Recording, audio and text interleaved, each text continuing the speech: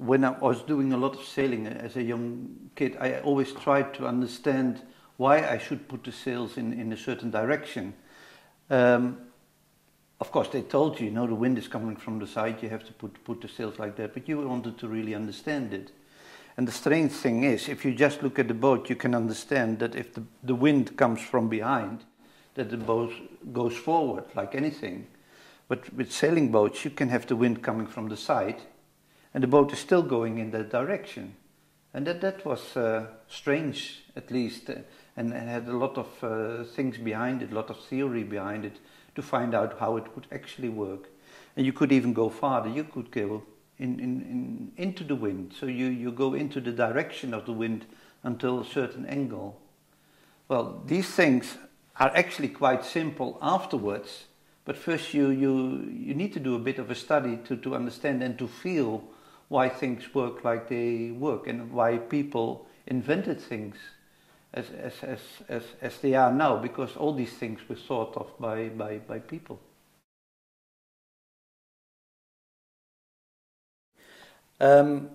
Actually, a turbine blade is like a sail, but instead of going like this on a sailing boat and adjusting your sail, this one, it's not in the water cutting, it's rotating, So it's exactly the same thing.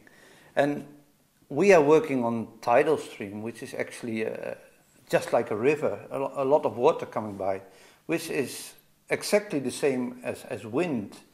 Wind is a gas and water is a liquid, but the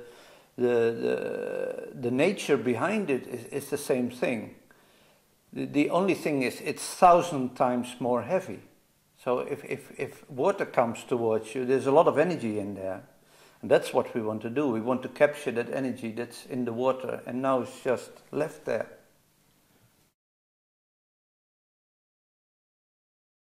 If it would be flat, it would just blow against it and it would push it away. But if it's like this, it's a kind of bouncing against it, and it hits it this way. That's how a sail works, and it's actually by adjusting this thing in the correct way with the speed in this direction and the wind coming in, is that you extract the maximum of energy. This is nothing new. We knew this for 700 years already. So it's now just adapting all this theory that is built up in ages into doing it in water streams and getting it watertight and getting it to work. That's what we are trying to do here.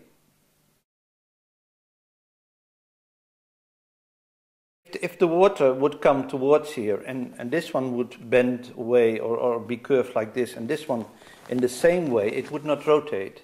But since this one is bended like this and this one is bended like that, this one wants to move this way and that one wants to move that way. And that's how thing starts to turn,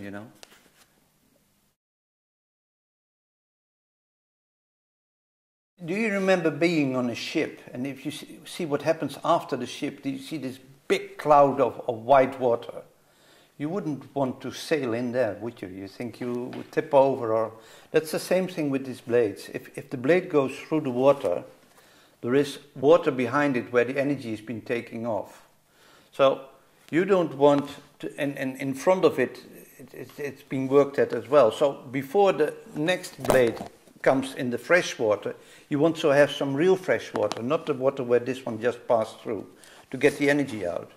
So you could have two blades and you could have a higher speed, or you could have three blades and then the speed would be slower. But you would need to keep the same distance through the water all the time. So if you have a very multi-blade turbine, like we name that, then these turbines rotate with a very slow speed. And it's just what choice you make, what you think is the best way to sell it. You have it with wind turbines as well. You have two-bladed wind turbines, three-bladed, and you have these old-fashioned American wind turbines with multi-blades. They're beautiful, but not as efficient as the two-blades one.